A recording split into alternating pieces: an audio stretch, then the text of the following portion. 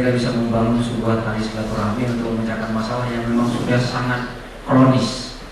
Kita ingin mencari sebuah solusi yang mungkin bisa meminimalisasi tentang kebobrokan mutu pendidikan yang hari ini terjadi. Selanjutnya, aspirasi yang disampaikan tadi, insya Allah Pak Sebol juga telah menuangkannya dalam berbagai tulisan untuk dipertimbangkan. Selanjutnya mungkin kepada Bapak Adami ingin memberikan paradigma apa atau bayangan-bayangan apa yang memang bisa kita tempuh untuk bisa menyukseskan peningkatan mutu dalam dunia pendidikan. Kepada Bapak, segala waktu dan tempat kami persilahkan dengan segala waktu.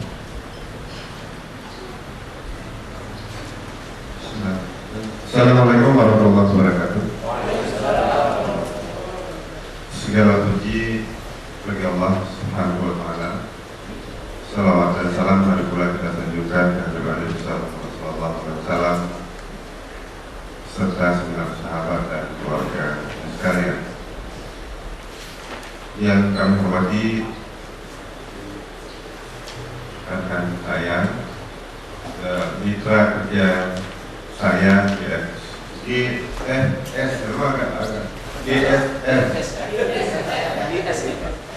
memberi support kepada pemerintah, kepada dinas pendidikan supaya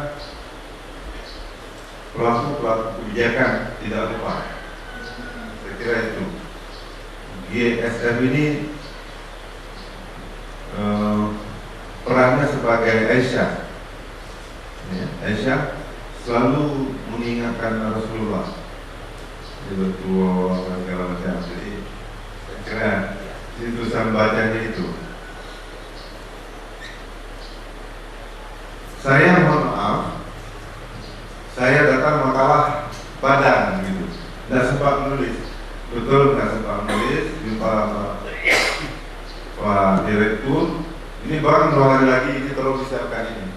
Tapi memang hampir 24 jam memang selama ini tidak sempat istirahat.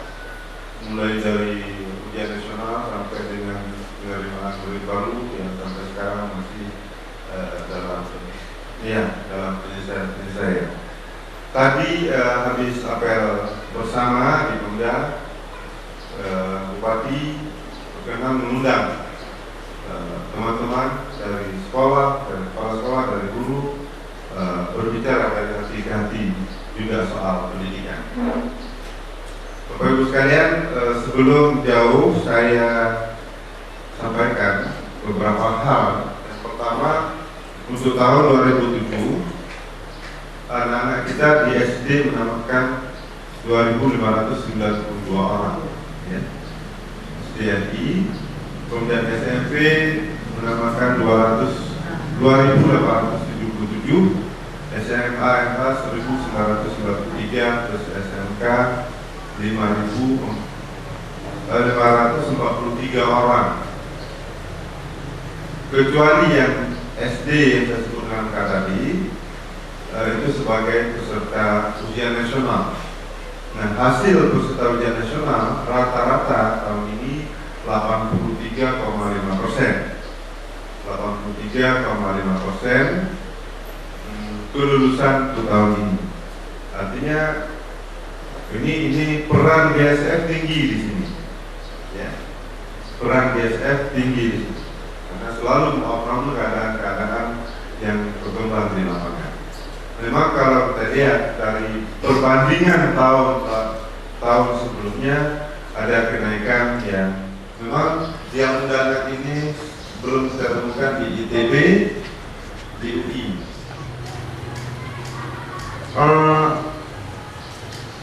Tidak kalah penting, kalau tahun lalu itu peserta PKC yang ber1.000 orang, ya, yang nggak lulus.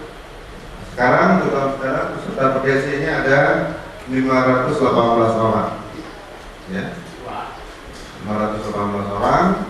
Paket B-nya 675 orang. Nah, sebetulnya paket C ini ijazahnya kekuatan hukumnya sama dengan ijazah paket C SMA, paket B-nya SMP, sama kekuatan hukum. Maka untuk jenis tasya sekolah bagi anak-anak kita yang tidak lulus ujian mandiri sebagai calon mahasiswa di universitas yang sama. Tapi dengan kejadian apabila pada saat paket C diumumkan ternyata juga tidak lulus, maka haknya sebagai mahasiswa gugur. Demikian juga anak-anak yang tidak lulus SMP boleh mendaftar masuk SMA, SLTA, tetapi dengan catatan apabila setelah paket B diumumkan tidak lulus, maka haknya sebagai siswa gugur. Bapak Ibu sekalian, jangan salah pengertian, itu ujian nasional juga. Maka secara sistem, secara online, anak-anak yang tidak lulus di SMA itu nomornya secara online keluar terus dia menjadi peserta paket C. Makanya paket C itu bisa kita laksanakan tidak lama berselang setelah ujian nasional karena administrasinya sudah diurus secara computerized. Yang Bapak Ibu sampaikan tadi itu nggak jauh bedanya, ya, nggak jauh bedanya apa yang Bapak Ibu sampaikan aspirasi yang terakhir. Saya yakin itu, karena problemanya hampir sama. Problemanya hubungan, persoalan keadaan sekolah, persoalan kekurangan guru, persoalan rumah. Lalu ada amanah lagi, amanah Undang-Undang Nomor 11 tentang pemerintah Aceh. Ya. Undang-Undang Dasar 1945 yang telah diamandemen jelas mengamanahkan 20% APBN. Ya, ada bahasanya, tapi maknanya begitu. 20% dari anggaran belanja negara itu harus pada sektor pendidikan. Ya, undang-undang pemerintah Aceh 30%. Artinya apa yang terjadi sekarang? Kalau kita hitung real, ya, jauh di bawah 10%. Jauh di bawah 10%. Kalau kita lihat anggaran pendidikan yang terekspos memang besar, mungkin di antara seluruh dinas, maka dinas pendidikan yang hampir mencapai 100 miliar. Tapi 100 miliar itu untuk gaji 49,3 miliar setahun untuk kesejahteraan, untuk dana aparatur. Nah, saya katakan tadi di depan Kabak Keuangan, ada asisten 2, ada Pak Bupati. Pak Bupati, sistem pendidikan di Aceh Barat ini kalau tidak disupport oleh dana DAK dan dana provinsi, maka melabuh sekolah-sekolah kolek. Kenapa? Sistem pengaturan anggaran pun, maka saya tantang tadi, mengapa? Karena Pak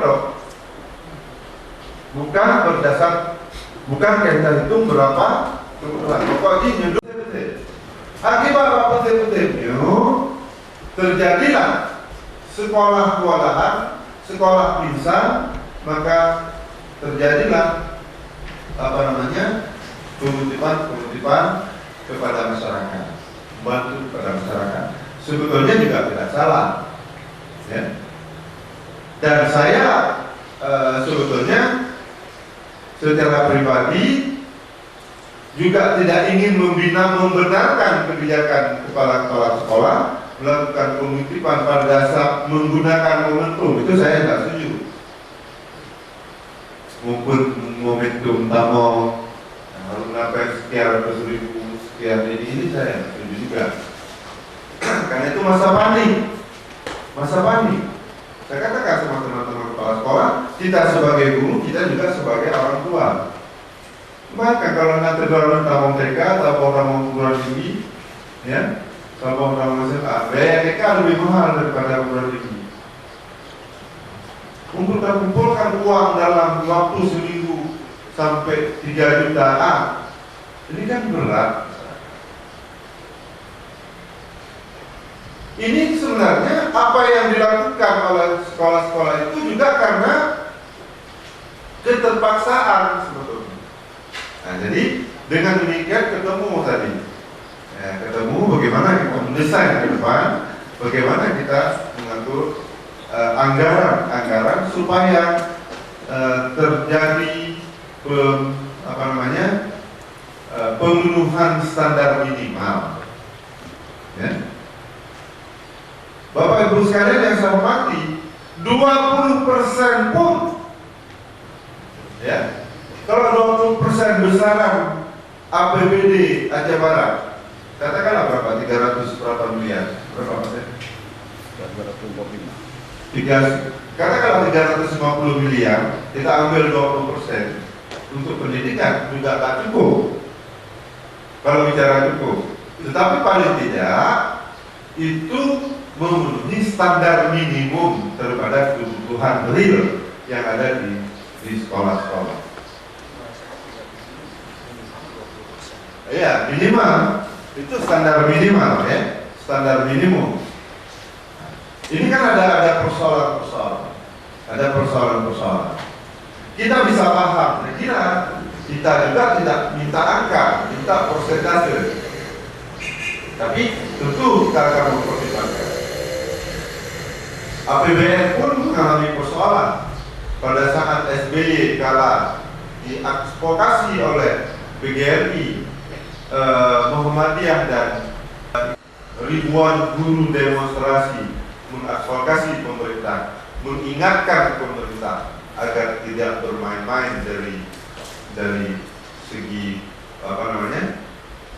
penempatan dana untuk sektor pendidikan.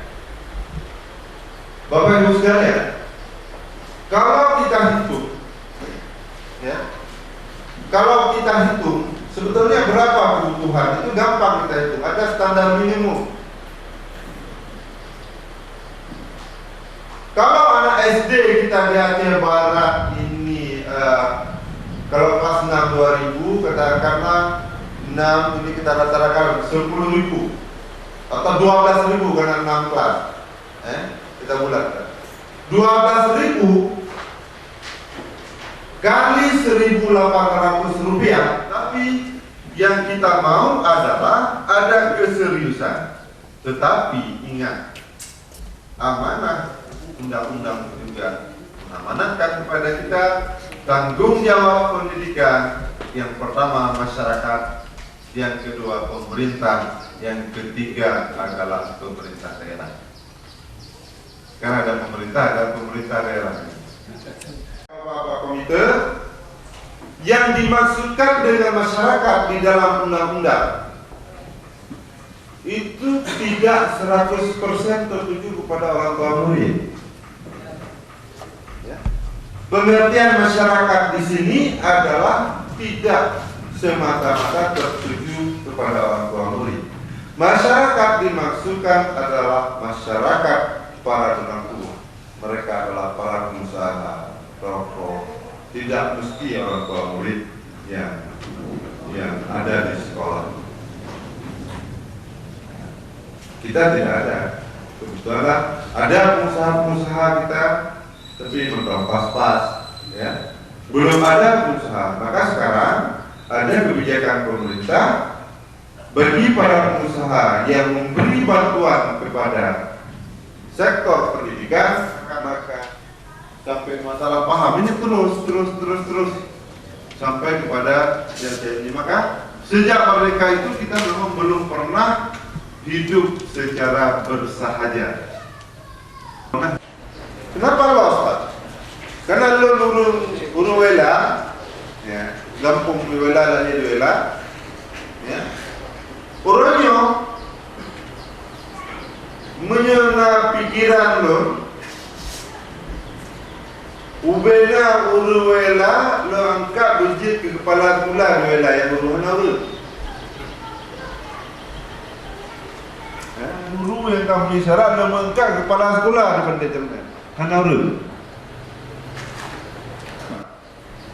Hanauru pakai hanauru. Nah lost tanya. Nah yang putus. Nah yang putus. Nah yang akan nyambung antara satu dengan yang lain. Kawan 16 lo nikah, umur kawan 16 lo mangkat ke kepala sekolah. Inilah mungkin new bahasa penyebut keterpurukan ya. Nah, ini bahasa modern itu. Keterpurukan. Dan ini adalah potret orang. Potretnya, gambarnya. Jadi yang kita inginkan apa? Yang diinginkan oleh GSF itu apa? Yang kita duduk hari ini itu kemauan itu apa? Bahwa potret-potret jelek ini jangan kita tunjukkan kepada anak cucu kita. Bahkan undang ya kalian foto-foto mereka. Untuk ini bagaimana? Kita bangkit, kita bersatu padu, ya. Kita memberikan support, kita berinvestasi di bidang pendidikan. Lu nggak tahu apa kata-kata, betul. Dalam sebuah rapat, bawa jamarannya, padahal ada berarti. Mereka bawa turun nggak? Awak kanyo jamarannya cikrit pak masalah pendidikan. Ya. Contoh, karena krit, omong kekir punya dia tadi wah, berdoa cuma ngaji tadi wah. Tapi dapat gula awak jamaran. Aceh Barat ke depan. Bagaimana membangun Aceh Barat pada saat tenyoka meninggal dunia dulu. Karena hari ini kita tanam di sektor pendidikan 20 tahun yang akan datang baru nampak. Tanya mengalim nanti kita dalam luar.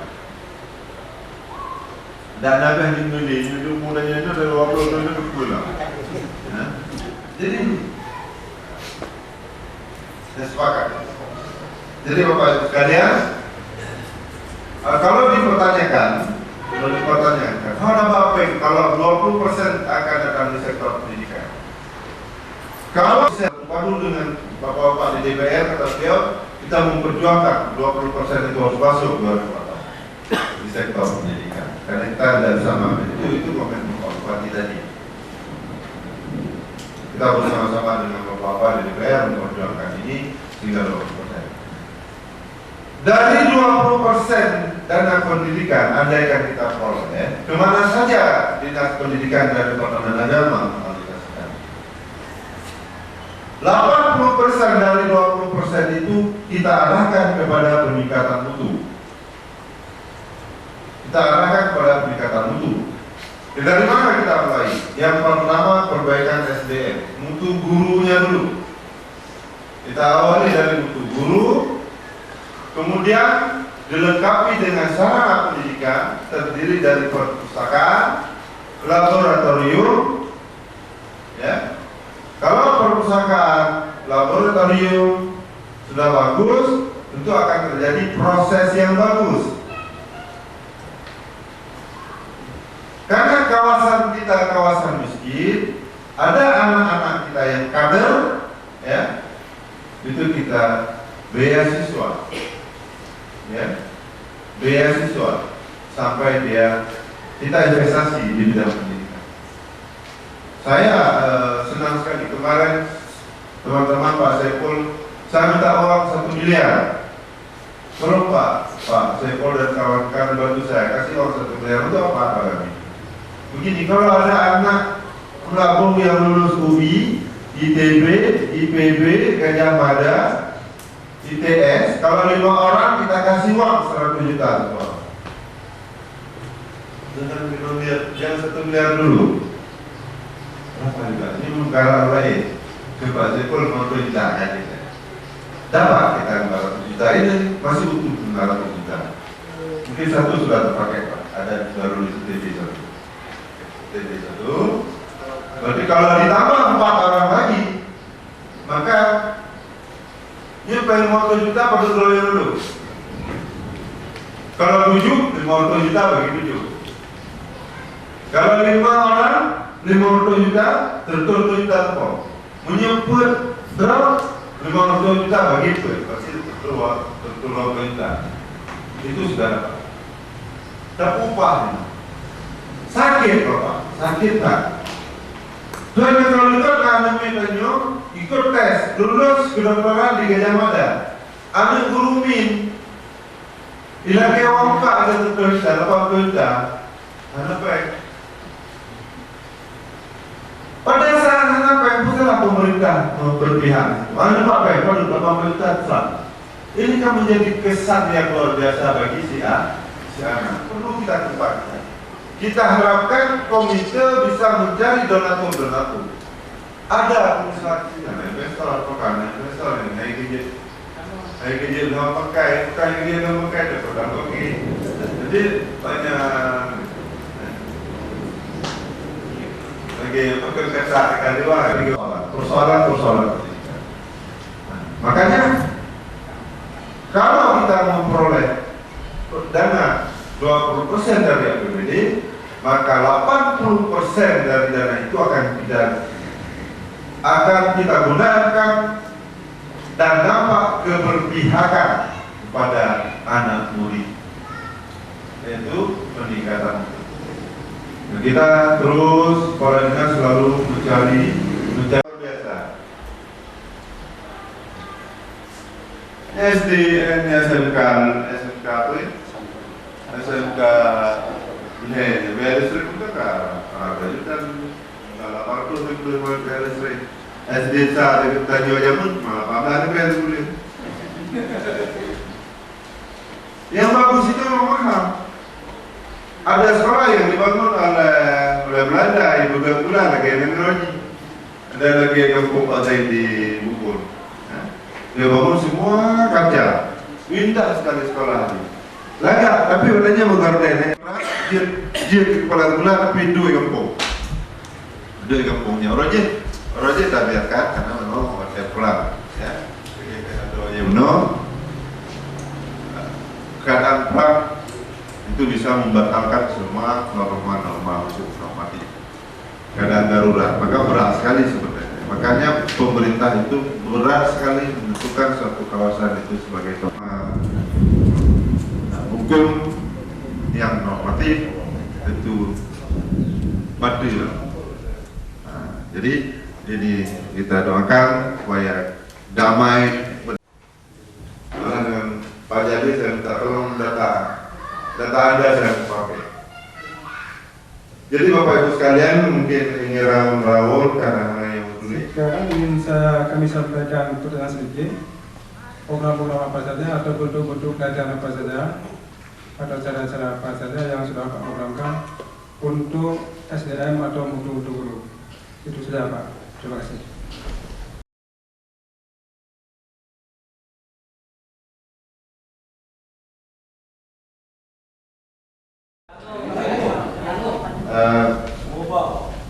Begini,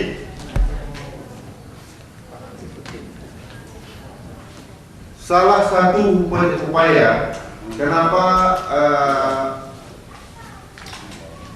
kita kejar angka kelulusan ujian nasional tahun 2007, salah satunya saya dan teman-teman di kantor menganalisis, ya. Yang pertama kan, makanya pada saat kabupaten lain belum melakukan tryout, kita Aceh Barat sudah melakukan tryout. Tujuan kita lakukan tryout adalah kita bisa menganalisis, ya, menganalisis materi pelajaran. Ini agak kusur bocor guru, ya, akan menganalisis materi-materi apa atau pokok bahasan apa saja yang anak-anak Aceh Barat itu tidak bisa jawab. Nah, setelah kami peroleh itu, kita mengundang guru. Takut belajar fisika, takut kimia, takut matematik. Karena guru-guru matematik atau guru-guru sains ini mengajarkan anak-anak terikat dengan rumus-rumus, tidak mengembangkan logika-logika. Ya, anak-anak yang ikut Olimpiade sekarang, ya, anak Aceh dapat satu Pak, ya, dari Banda Aceh. Olimpiade fisika mungkin di Eropa dia akan ikut, itu akan dibina oleh si Pak Johannes, dokter itu mereka tidak menggunakan rumus, tapi mereka mengembangkan logika ini sehingga dapat menyelesaikan soal-soal secara cepat. Jadi kita ya Pak Bala belum pendidikan hukum harus ini apa ya? Pada dicelupkan ke dalam air, dapat ke kanan arah kakak sejumlah air digunakan. Apa yang dijaga kamu?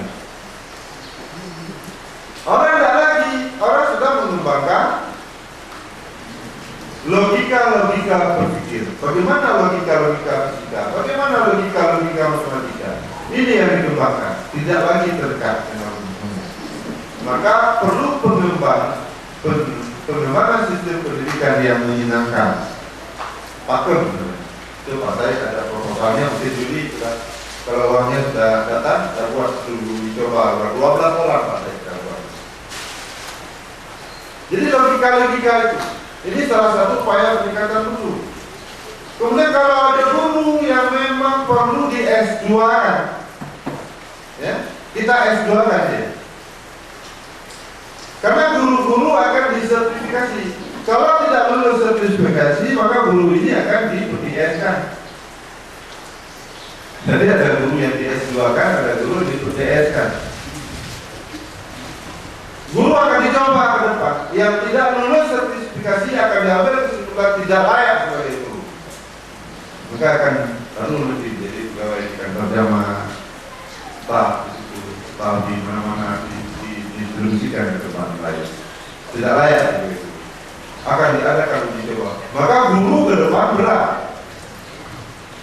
Bayangkan, tidaknya di Lampung untuk uji coba sertifikasi sebelum dicoba oleh KMUST yang terpenuhi 8. Nah, kalau itu, jadi peningkatan mutu kita awali dari mutu guru, kemudian dari kelengkapan sarana pendidikan, sarana dan prasarana pendidikan, kemudian baru menuju proses yang baru, menuju proses. Kelas, kenapa panik? Karena penyelenggaraan pendidikan tidak berjalan normal, maka perlu ada sekolah unggul. Kalau di Inggris nggak ada sekolah unggul, karena semua sekolah unggul. Di Amerika nggak ada sekolah unggul, yang ada sekolah standar. Mutu sekolah di Kota Belu dimulai sama dengan mutu yang disampaikan pondok di kelompok. Maka tidak perlu lagi ada kelas inti, karena semua inti. Tapi karena adanya panik, ya. Karena begini, bukan tidak berkembang untuk pendidikan, salah juga. Saya ingatkan juga ya. Jangan dikatakan mutu pendidikan mundur salah. Besar, kalah dengan pertumbuhan generasi teknologi. Kalau laptop seperti ini 1 tahun 4 generasi berganti. Ya, komputer seperti ini atau HP itu sampai 5-6 generasi setahun. Perkembangan mutu pendidikan 4 tahun belum 1 generasi, itu aja bedanya. Bukan apa ini. Ya. Kepada muridnya, kepada gurunya, sarananya. Orang sudah mengajar di kelas, ya, sudah full digital, ya, multimedia. Tidaknya mereka pakai open dulu. Nah, ini kan, ini juga alat-alat yang sama. Nah, kalau ini kita kejar 100% pun APBD kita untuk pendidikan dan cukup. Jadi ini kita harus sadari. Apalagi ada 20. Jadi, bagian Pak. Coba silakan. Maunya di sekolah itu pelajaran agama sampai 45%. Jadi 55%. Sementara sangat mustahil barangkali, karena selama ini guru agama hanya di sekolah-sekolah itu 1 orang saja gitu. Nah, maka oleh karenanya mungkin lewat guru-guru matematik, guru bahasa Indonesia, lewat guru-guru lainnya, begitu masuk kelas mereka mengajar agama dulu namanya. Apakah membaca Al-Fatihah? Begitu masuk Assalamualaikum, Bismillahirrahmanirrahim. Langsung waladhdallin amin baru masuk ke pelajaran matematika. Juga begitu pulang nanti. Doa apa misalnya? Doa keselamatan. Rabbana atina fid dunya hasanah, atau ayat kursi. Ayat kita yang ingin musafir misalnya dan sebagainya. Tapi insyaallah kalau demikian rupa itu bisa tercapai apa yang ditujukan. Nah, maka lagi nanya kepada urusan agama ini Pak, pada menjawab di rumah tangga orang, di masjid-masjid, di manasah-manasah, di sekolah-sekolah gitu. Maka lagi nanya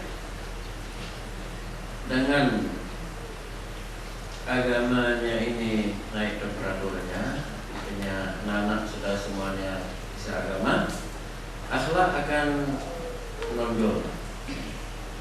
Dengan ini saya sanksi terhadap orang yang paling belakang masuk kemudian. Kenapa? Andai kan saran seperti ini Bapak langsung operasionalkan ke sekolah-sekolah, saya angkat dulu. Bapak langsung masuk ke sekolah-sekolah. Ini saya mengundang Dr. Arif Rahman dari Jakarta, mengajarkan anak-anak bagaimana anak-anak guru baris menyalami, bagaimana salam, bagaimana ini. Ini yang terjadi di SD 1, di SD 22 ini akan kita kembangkan. Mereka mengaji, mereka mengedia, mereka berdiskusi tentang agama. Karena bagaimanapun perkembangan EQ, emotional quotient dengan IQ pada anak-anak usia dini bisa mencapai 80%. Nah, jadi ini saya kira ini betul. Maka di NPD dulu kami pernah mendesain pesan-pesan agama melalui pelajaran biologi, melalui pelajaran matematika, bagaimana melalui fisika. Itu pesan-pesan agama sudah kita desain kurikulum pada NPD provinsi pada saat almarhum Pak Ibrahim Kahoy ya. Dia sudah mendesain. Kita duduk dengan para ulama yang ada di provinsi, dengan majelis pendidikan daerah dan tapi bagaimana aplikasinya? Nah, ada pendapat justru agama ini tidak akan tertanam secara spiritual di hati anak-anak apabila melalui kurikulum. Nah, bahwa kurikulum sudah mengamanatkan merah pelajaran agama dan bisa naik kelas. Sekarang saya tanya, 9 nilai agama, betul nggak anak itu tanah di rumah? Kan nggak ada tolak ukur. Benar atau tidak angka 9? Ini kan nggak ada tolak ukur. Makanya sebetulnya persoalan ilahiyah ini, persoalan ini sebetulnya ada pendapat. Kalau hanya penerapan melalui kurikulum, itu anak-anak hanya mengejar angka. Mengejar angka, pokoknya aku 9, pokoknya aku 8 nilai agama. Apa-apaan itu jawab tebak-tebak, terus kalau ikat tebak. Ya, nah katakanlah dia bisa menjawab 8, tapi secara kalau seseorang memiliki nilai 9 agama, maka orang itu dikatakan kategori alim. Ini kan tidak ada tolak ukur. Jadi oleh karenanya, makanya kita nggak bisa berpedoman ya Pak. Ada sekolah Turki itu kan sekuler. Turki sekuler. Ini bahaya sekuler Turki. Indonesia sekuler. Ya, kita sekuler Pak. Karena dasar ideologi kita kan bukan agama ya. Pancasila. Sekuler. Maka Turki mengembangkan wilayah, maka diajak mendirikan sekolah. Indonesia dikembangkan sekolah-sekolah yang dibiayai sampai 30 tahun oleh Turki, anak-anaknya dididik, ya. Tetapi pelajaran agamanya tidak dimasukkan dalam kurikulum. Dimasukkan kepada ekstrakurikuler. Misalnya pengkajian Al-Quran diundang ahli-ahli tafsir supaya anak-anak ini mengamalkan agama itu tulus, ikhlas, bukan karena ingin mengejar angka 8 di rapor. Jadi ini dilematis, Pak. Dilematis persoalan. Tetapi ini adalah persoalan kita semuanya. Ini adalah persoalan kita semuanya. Bukan hanya persoalan saya yang banyak muridnya. Bukan hanya persoalan Bapak sebagai kepala kantor urusan agama. Tapi ini adalah persoalan semua kita. Persoalan hal-hal yang ada. Kepada Allah dan salam diri, saya akhiri wabillahi taufiq wal hidayah. Assalamualaikum warahmatullahi wabarakatuh.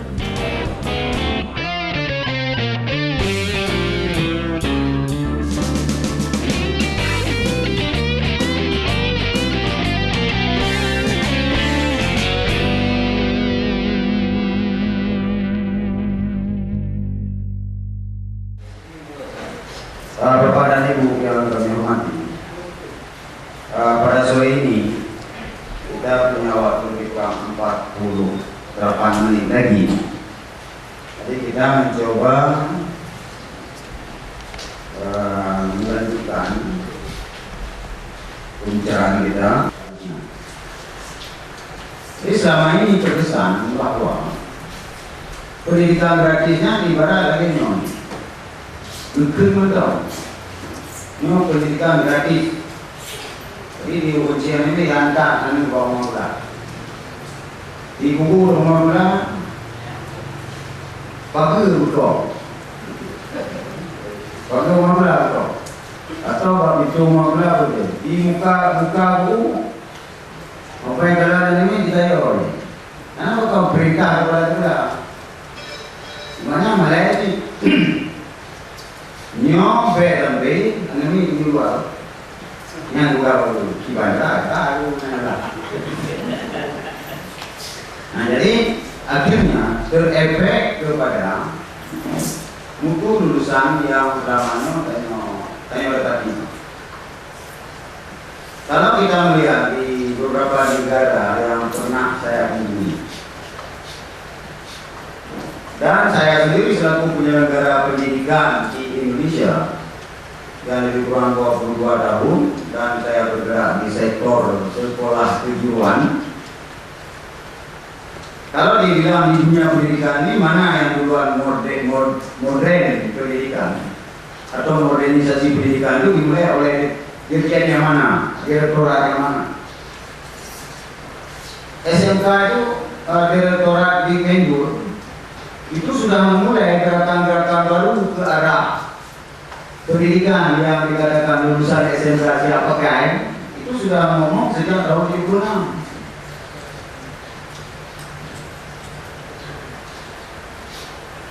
Nah ini sudah digagas. Sementara SD, SMP, SMA karena sekolah umum itu kompetensinya tidak lebih hanya 4, apapun mata pelajarannya kompetensinya tidak 4. Yaitu menulis, membaca, berhitung, berbicara. Jadi mungkin karena ini kecakapan diarahkan dari anak, mungkin direktorat pendidikan umum tidak begitu serius. Tadi dimulai baca, berhitung, apa tadi. Nanti dari SD, SMP, SMA itu keterampilannya. Sama dari sekolah itu kalau bisa yang 4 macam itu sudah selesai. Cuma para kepala sekolah lupa melihat tingkat berbicara itu ada 6 tingkatan. Mulai dari mengingat, menghafal, memahami, melaksanakan, menganalisa, kemudian merangkum kembali. Nah itu yang terlupa berapa? Kalau tadi kita katakan ada lulusan pekon, lulusan di bulan ini, macam-macam KS itu hanya mengumpul. Mata dan yang dia bilang, taman PDA yang ada cewek, Ada nama SMA, ada belajar, no, bagi ke bingung, bagi ke macam-macam tu, bagi populer tu, mana Ramadan, batang beli Ramadan, pokoknya no, ke S2 6 tahun. Karena tadi mungkin kelupaan tingkat daripada itu kurang terperhatikan. Maka pada kita tidak punya undang-undang ini. Kita mencoba karena undang-undang ini sudah 4 tahun. Negara Republik Indonesia saja baru tahun. Ya walaupun undang-undang mengamanatkan 20. Bagaimana pengertian 20%?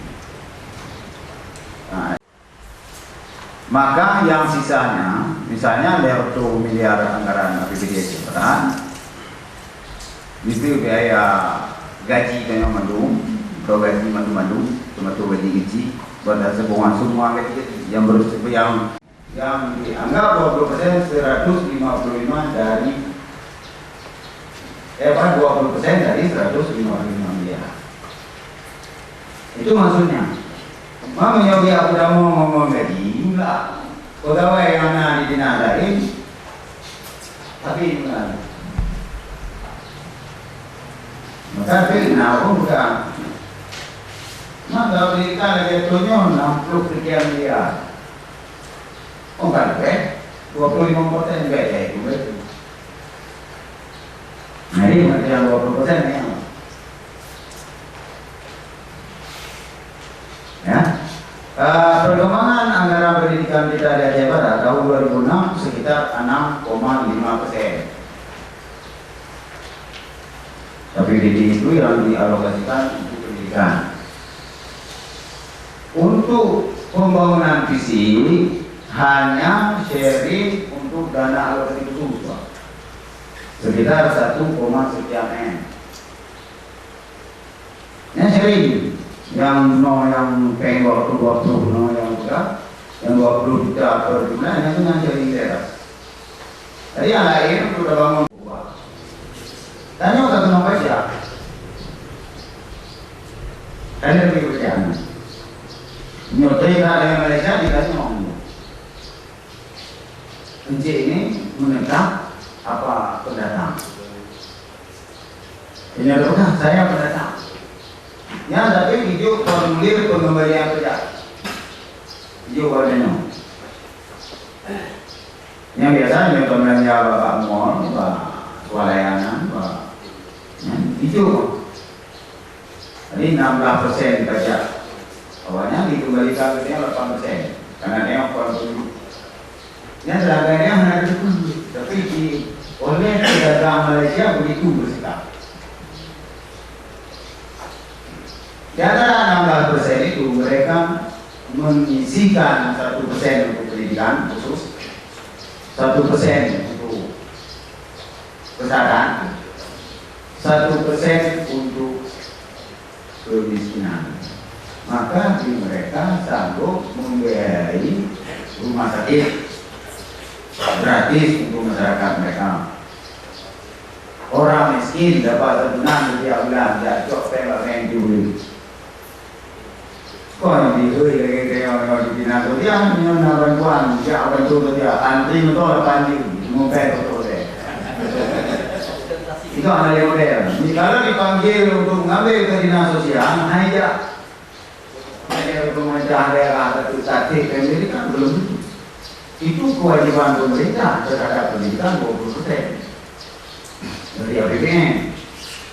Kalau belum cukup, kita harus berdayakan orang daerah. Jadi kalau Malaysia itu 24% sekarang mereka gunakan anggaran APBN, ditambah dengan dana asuransi pendidikan istilah orang Jerman. Jadi nyatanya orang Jerman yang dari S0 ke S gratis. Cuma biaya hidup di Jerman sekarang berkisar 12 juta per bulan. Yang dari bulan dari para tokoh masyarakat, para pejabat pendidikan, para pejabat pemerintah tentang pendidikan gratis. mereka bisa dibuat kanun untuk pendapatan daerah.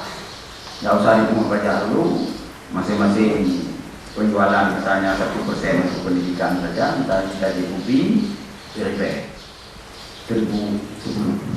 Di rupiahnya bisa mau juga menjadi khusus bantuan pendidikan. Kendala pengumpul pajak di Indonesia terkendala. Kalau di luar negeri mereka pengumpul pajak mendapat fee 15% dari pajak dia kumpulkan lagi. Ini apa ada pengenang pajak? Tadi nyom saya pandang yang jauh pengenang pajak, bukan itu mereka banyak nanti baru kayak tempel mana ini. Kenapa? Karena orang pajak datang itu menaikkan lagi. Bukan berterima kasih atas dia kumpulkan pajak, dia serahkan dengan pajak, tetapi dia justru menuduh orang kaya itu lebih banyak mengumpul pajak. Seharusnya bukan itu. Berterima kasihlah kepada orang rokok yang telah mengumpul pajak. Yang dengan pajak kan orang yang bilang, kok bawa rokok pajak? Misalnya minyak Anda itu sudah kena pajak kita 220 rupiah per liter. Kenapa ada yang ribut? Nanti mau kerja mak. Kenapa anda tidak laksanakan seperti itu? Nah jadi bagaimana kita ke depan? Inilah kita lihat bahwa pemberdayaan masyarakat itu bagaimana? Jadi pendidikan gratis untuk siapa? Kalau sama rata komunis. Ini itu anu lo dia sudah gratis anu lo. Oh dia lo. Apa? Nah ini saya baru sama orang. Nah ya so, lima tahun ya, bukan itu dia. Nah ini masalah. Seharusnya para pemimpin kita jangan menuntut. Itu kata menuntut dulu. Seharusnya mengadakan menerima bantuan. Ini bagaimana kayak itu umur ada NGO masyarakat banyak juga di COVID-19 orang kayak kita umur NGO. Apa itu menang? Kukubah kita pengen mulai ngomong nanti. Nah ini kata itu salah pakai salah mana? Jadi seharusnya sekolah bersama komite menerima bantuan dari orang kaya. Yang miskin terlebih dahulu komite dan sekolah gratiskan. Nah, udah pertanyaan orang kaya. Cara menggratiskan gampang aja. Minta surat keterangan dari kepala desa. Ada orang mengadakan, tapi nyonya bukan cok lu baik cok. Saya sudah menguji itu. Bagaimana konflik Aceh selama 5 tahun Aceh Barat tidak berdayakan apa yang ada di sekitar kita. Karena batas wilayah tanya Konlewa Aceh, Konlewa Indonesia, tapi anak-anak kita yang berarti menjadi orang dunia. Yang nilai kerja Malaysia itu hanya dan Indonesia jauh yang mana jauh negatif pakai paspor jauh bangka. Anak boleh di untuk ditubuh negara. Nanti kita dengan pokok negara itu, Malaysia jadi dulu Singapura jadi negara. Yang dia jangan ada ngomong mereka. Nah jadi batas negara itu hampir tidak ada. Jadi kalau seperti kepala dinas katakan, apakah mutu pendidikan kita hancur? Dibandingkan dengan mutu pendidikan pada masa lalu dengan sekarang ada peningkatannya. Tapi dibandingkan kemajuan negara atau katanya negara katanya, itu yang itu juga kayak di motor, motor ini. Jadi jarak tempuh dari hari ke hari semakin jauh. Jadi ini kita khawatirkan bangsa kita, apakah yang akan terjadi ke depan kita tidak tahu. Kalau kita lihat anggaran kemiskinan setiap tahun naik, mungkin berarti kita hitung-hitung kayak gitu. Berarti menunjukkan negara kita sedang mundur ke belakang. Kenapa sih? Ini mana berarti itu 60 dia. Kita beli memandang, menimau bicara. Udah mau ketemu kok white tadi no. Kok nak? Belum white tadi no. Kan bukan mengerti white tadi no. Ya kan? Kita beli 5 juta dong. Udah mau ngerti 7 juta itu mau pahlawan-pahlawan yang mungkin harus dihargai oleh sebuah ucapan yang sangat luar biasa indah. Karena bapak-bapak sampai hari ini masih eksis untuk membina dan mendukung daripada niat kita dari awal ingin mewujudkan sebuah pendidikan. Begitu juga Pak, harapan kita dari Depak mudah-mudahan dengan ada dana, ada kajian-kajian tentang keagamaan yang lebih diperbanyak di sekolah, sehingga kita bisa meningkatkan akhlak mulia dari anak-anak yang kita keluarkan. Jadi paradigma di luar Bapak dan Ibu di akhir session di sana nggak selamanya hari Senin itu upacara Bapak. Jadi hari Senin mungkin ada datang KUA memberikan penyuluhan, ada wirid yasin bersama. Bahkan di sana kalau UAN itu guru dan murid diajak mengaji bersama. Karena di luar kekuatan kita ada kekuatan lain yang menentukan nasib hanya karena 40 soal tidak lulus. Jadi mereka dalam pelaksanaannya sangat luar biasa. Jadi simbolisasi keagamaan yang di Aceh hanya tinggal simbol yang melakukan orang lain, Pak. Itu yang terjadi hari ini. Dan ketika saya ke sana, saya malu mengakui saya ini dari Serambi Mekah. Karena apa yang kita lihat di sana ternyata praktek di sana sangat luar biasa. Etika moral anak-anak sangat luar biasa menghargai gurunya. Sehingga tidak salah macam kata Bapak, pola asuh itu menjadi salah baik dalam dunia keluarga juga salah, di pendidikan juga salah. Sehingga satu kaidah yang mungkin bisa kita sapi bersama yang ditempuh oleh GFS ini memang nampaknya kita sudah seirama, sayur selangkah, sudah komit. Kita ingin memberikan mutu pendidikan di Aceh Barat ini lebih meningkat dengan catatan mengalokasikan atau menganggarkan dana 20% dari APBD. Nah, dari langkah-langkah yang kita tempuh ini mungkin saja atau seperti kata Pak Juan, seandainya, karena kita bicara seandainya di tahun 2008 ini pun tidak tercapai apa yang kita harapkan, ini jurus apa lagi?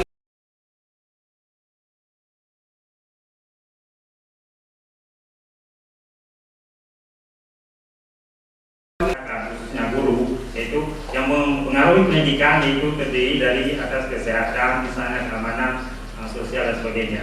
Kemudian yang saya ingin tekankan tentang masalah kesehatan. Jadi seorang guru dia sama juga seperti manusia lain, dia membutuh kesehatannya. Kemudian kalau kita bandingkan dengan institusi yang lain seperti APRI, kalau dia sakit, dia langsung masuk ke rumah sakit APRI, rumah sakit CTA kan. Nah, jadi dia nggak perlu beli birokrasinya. Tapi kita sebagai anggota ASKES, kalau seandainya kita sakit, jadi kita banyak urusannya, banyak birokrasinya, perlu beli. Sehingga hampir 90% pegawai negeri, khususnya guru, dia nggak ke rumah sakit, nggak pakai ASKES, dia langsung ke dokter praktek ataupun ke menteri-menteri. Kalau bisa, ya seandainya penanganan kayak Bapak bilang tadi 20% itu realisasi, kita memutuskan hubungan dengan PT ASKES dan kita mendirikan misalnya rumah sakit guru. Seandainya guru misalnya sakit, kita langsung berobat ke sana, jadi nggak perlu beli lagi. Sehingga proses belajar mengajar kita mengajar anak bangsa ini, ya kan, jadi nanti berjalan dengan aman dan lancar. Ya, karena seperti orang Yunani bilang pun mensano incorpore sano kan. Dalam tubuh yang sehat terdapat pikiran yang sehat. Tapi seandainya kita sakit, jadi pikirannya sakit juga. Nah, demikian, terima kasih. Assalamualaikum warahmatullahi wabarakatuh.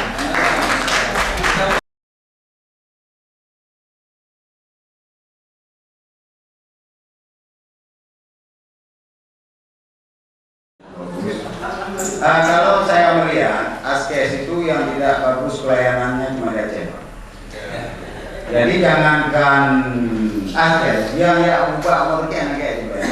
Maka wajah yang paling yang buat Pineng. Lebih 14.000 orang Pak setiap tahun ke Pineng berobat orang Aceh. Padahal Allah di Pineng dengan di Aceh sama. Bahkan Medan saja lebih bagus daripada Aceh.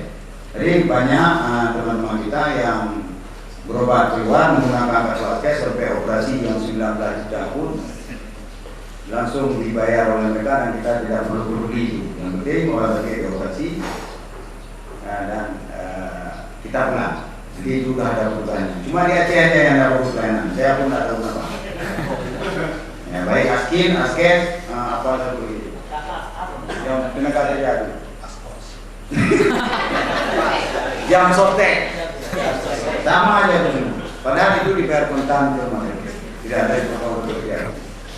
Nah kita mungkin karena tak lihat uang cuma. Jadi orang kita belum bisa melihat uang dalam sampah. Maka di Aceh banyak uang yang kita abaikan, tapi yang berdasi kita dan merasa terhormat setelah memberi sedekah kepada yang berdasi. Ini satu kesalahan. Nah, belum banyak hal-hal yang lain yang mungkin yang kita sudah tahu. Jadi kita coba kembali kepada ini Tuhan dan kembali ke undang-undang. Dan bagaimana Tuhan Bapak paradigma rakyat Indonesia menegak hukum, yang menyerah. Kalau orang luar tidak ada hukum, dia tidak mau bekerja. Nah, ini bagaimana kita ubah? Ini dia berbuka hukum, sila itu yang menyerah, nyukup, jadi menyerah. Kalau orang negara maju mau kita suruh kerja sesuatu, dia tanya hukumnya bagaimana? Mengenai apa? Itu maknanya. Dia apa? Mengenai apa enggak? Berbuka hukum, laju bayar menyerah. Jadi paradigma ini juga harus kita ubah. Jadi hal ini bisa kita lakukan hanya melalui jalur pendidikan, tidak ada jalur lain. Ini ada pegangan itu matanya kita dapat pendidikan ya. Jadi semoga kita tutup acara ini. Besok kita lanjutkan. Besok kita hanya menerima narasumber satu lagi dari kantor Bupati. Setelah itu kita sidang komisi. Sore kita presentasikan apa yang akan kita kirim ke Pak Sepo. Karena nanti Pak Sepo menjawabkan bagian. Ya. Demikian, terima kasih. Lebih kurang mohon maaf. Semoga besok pagi kita berkumpul kembali. Kita tutup acara ini dengan membaca Al-Quran Al-Fatihah.